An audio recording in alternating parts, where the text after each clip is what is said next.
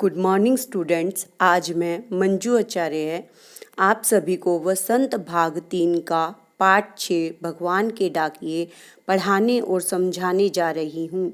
बच्चों, इस कविता के रचयिता श्री रामधारी सिंह दिनकर जी हैं। उन्होंने इस कविता में पक्षी और बादलों को भगवान के डाकिये के रूप में वर्णित किया है। बच्चों, इस कविता में कवि कहते हैं कि आकाश में उड़ते पक्षी और बादल भगवान के डाकिये हैं। कवि कहते हैं कि पक्षी और बादल किसी देश की सीमा में बंद कर नहीं रहते हैं। ये संदेश लेकर एक देश की सीमा को लांघकर दूसरे देश की सीमा में बिना किसी भेदभाव या भय के आते जाते रहते हैं।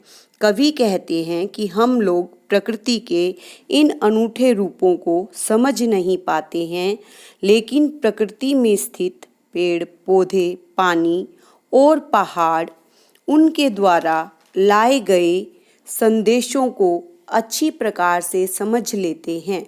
पक्षी इन सभी पर निर्भय होकर बैठते उठते हैं, बादल बरसते हैं। पक्षियों और बादलों से ये सभी नवजीवन पाते हैं।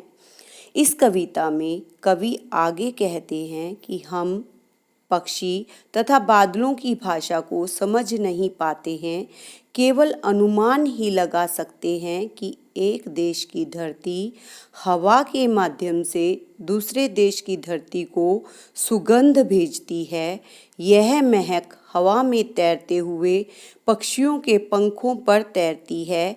इसी प्रकार एक देश की भाप पानी बनकर अन्य किसी देश में वर्षा के रूप में गिरने लगती है। अर्थात प्रकृति का यह चक्र लगातार इसी तरह अपनी गति से चलता रहता है। तात्पर्य यह है कि ये प्राकृतिक वस्तुएं हमें मिलजुल कर रहने का संदेश देती हैं। धन्यवाद बच्चों।